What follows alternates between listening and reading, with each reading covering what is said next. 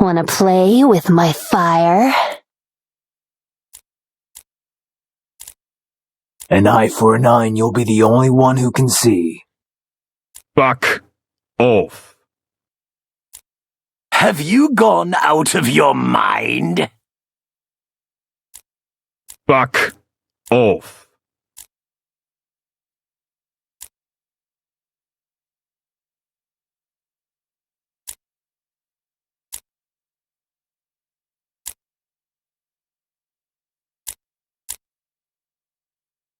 Growing up as a foundling, I did not talk too much to other people.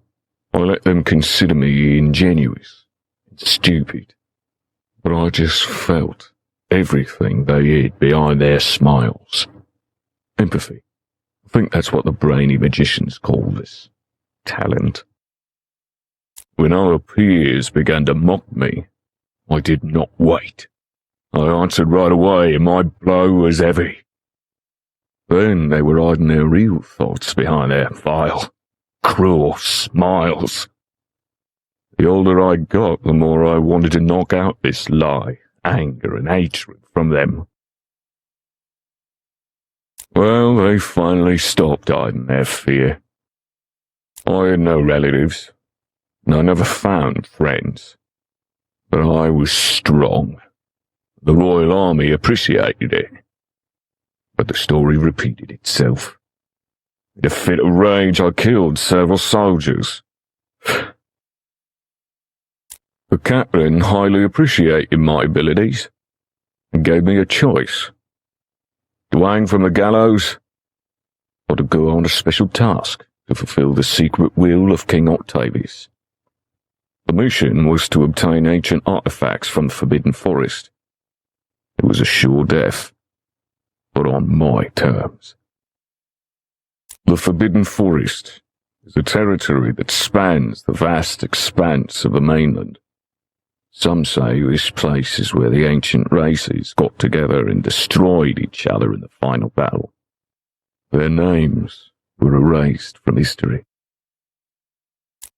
The power of the used magic was so great that it changed the very essence of space and magic, generating hordes of deadly creatures and dangerous places, which were deadly for some people. Fortunately, the creatures rarely left their territory where they lived. That's where the king sent us, to fulfill his secret mission. He sent us to accompany his squad. As the battle mages of Octavius moved deeper into the forest, they fought off one wave of creature attacks after another, dying from exhaustion. Soldiers entirely covered with protective amulets fell under the creature's blows, but the monster's mass was endless. We tried to fight back, losing people day after day for some mythical artifacts. In his wilderness, I found a creature that I could not raise my sword against. Lost, whining plaintively in the grass, I felt that I could not leave him there. So I took Charon, and as soon as I looked into his eyes and felt this connection, after all, he was also an empath too. Of all the soldiers sent to this task, I was the only survivor. This was not a part of King Octavius's plans. That day, I would not have survived if it had not been for Charon. I heard his thoughts in my head, felt how he was trying to warn me about the prepared trap and my fate. We fled, killing the guards, and I finally became free. Hardly much time has passed before I ran into the Outcasts. None of them wanted to taunt me. Each of them had their own strong feelings, but they were not aimed at me. For me and Charon, they became real family, and our lives were about us. Robbery, assaults, my strength was finally running free. Charon was content with my fury, and every day felt like a holiday. We killed people, we took their wealth, we felt like kings. If only one of us knew what danger this path would lead to. Even the royal treasury which the greedy jester gave us was not enough. Magnus showed us a new target, the ash box, an ancient artifact hidden by the distant ancestor of King Octavius.